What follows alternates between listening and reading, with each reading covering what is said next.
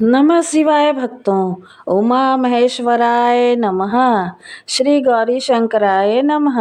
आप सभी का अपने चैनल संस्कारी मार्ग पर बहुत बहुत स्वागत है।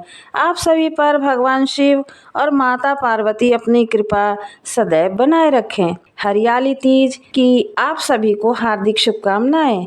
हरियाली तीज का पर्व 27 जुलाई 2025 में रविवार के दिन मनाया जाएगा।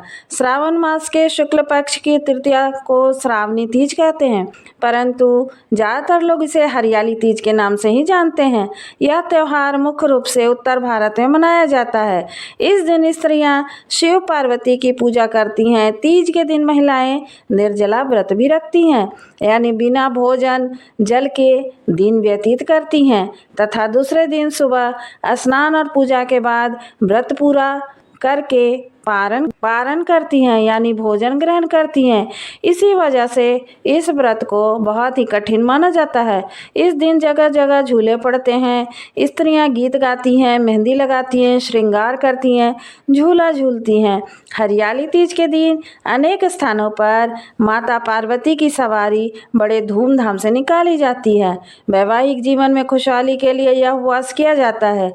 मान्यता है कि जो भी महिला इस दिन शिव पार्वती की जोड़ी की पूजा करती है, उसके जीवन में हमेशा सुख समृद्धि बनी रहती है।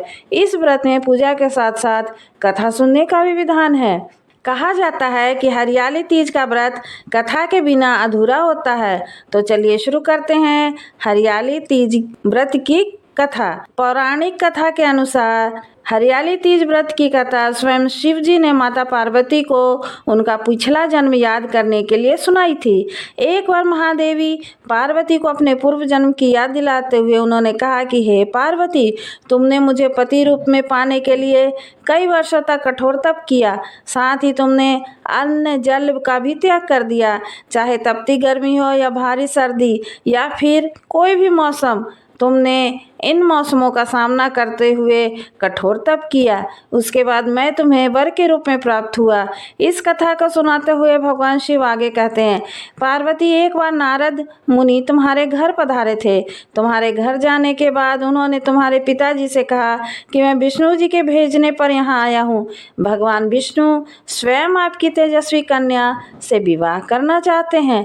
यह बात सुनकर पर्वतराज तो खुश हो गए और उन्होंने प्रस्ताव को स्वीकार कर लिया। लेकिन यह खबर जब तुम्हारे पिताजी ने तुम्हें बताई तो तुम दुखी हुई। तुमने यह बात अपनी सखी को बताई।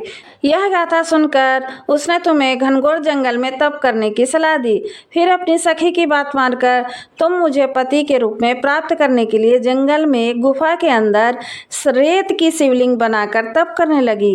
इस दौरान तुम्हारे पिताजी पर्वतराज ने पूरी धरती और पाताल पर तुम्हारी खोज की, लेकिन तुम उन्हें कहीं नहीं मिली। दूसरी ओर तुम गुफा में सच्चे मन से तप करने में लगी रही। फिर सावन मास की शुक्ल पक्ष की तृतीया तिथि पर प्रसन्न होकर मैंने तुम्हें दर्शन दिए। तुम्हें दर्शन देने के बाद तुम्हारी मनोकामना को पूरा करने का वचन देते हुए तुम्हें पत्नी के रूप में स्वीकार किया। इसके बाद तुम्हारे पिता भी ढूंढते हुए वहां तक पहुंच गए। तुमने अपने पिता से कहा कि आपके साथ तभी चलूंगी जब आप मेरा विवाह शिव से कराएंगे। तुम्हारी घोर तपस्या और हट के आगे तुम्हारे पिताजी की एक न चली। उन्होंने यह विवाह करवाने के लिए हामी भर दी। कथा सुनाते हुए भोलेनाथ ने कहा कि श्रावण तीज के दिन तुम्हारी इच्छा पूरी हुई। तुम्हारे कठोर तप की वजह से ही हमारा विवाह संभव हो सका। जो भी स्त्री श्रावण महीने के शुक्ल पक्ष की तृतीया को मेरी इसी श्रद्धा से तपस्या करेगी, मैं उसे मनोवांछित फल प्रदान करूंगा।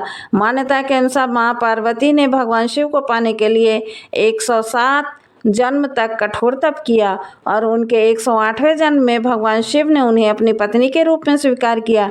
तभी से इस व्रत का आरंभ हुआ। देवी पार्वती ने भी इस दिन के लिए वचन दिया है कि जो महिला अपने पति के नाम पर इस दिन व्रत रखेगी, वह उसके पति की लंबी आयु और स्वस्थ जीवन का आशीर्वाद देंगी।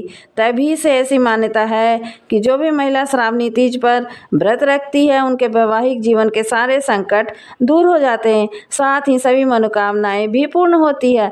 तो प्रेम से बोलिए उमा महेश्वर की जय। हर हर महादेव।